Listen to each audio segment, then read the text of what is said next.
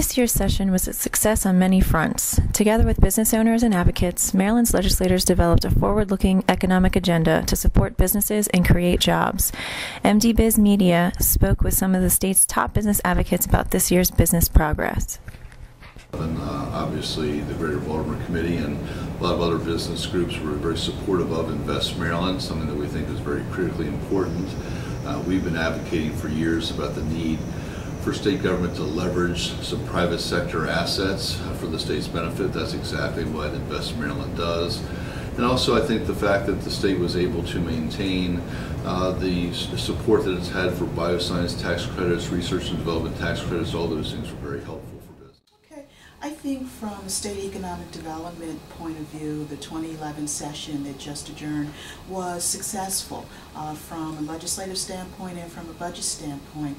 With regard to legislation, the administration's key economic development initiative, Invest Maryland, was a resounding success. This new program will create a venture-backed program and will secure funding for many of the state's emerging and startup companies.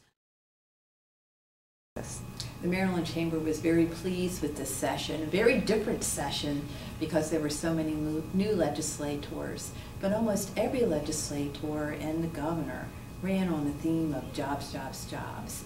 And fortunately for employers throughout the state of Maryland, this session was about increasing jobs here in Maryland.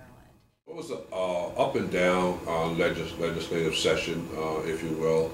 Budget-wise, for us, the Maryland Small Business Development Financing Authority, I think, made out okay. I think DBED made out okay. You could always like to have more. However, basically, I think we made out pretty good with regard to funding with the budget. Business is a job creator, and that's what business is in business to do, is to create jobs. And that's critically important for the state government, because that's what brings in the tax dollars and the tax base and helps programs move along as we move forward. So I think a recognition of that relationship is critically important, and we need to keep embracing that as we move forward.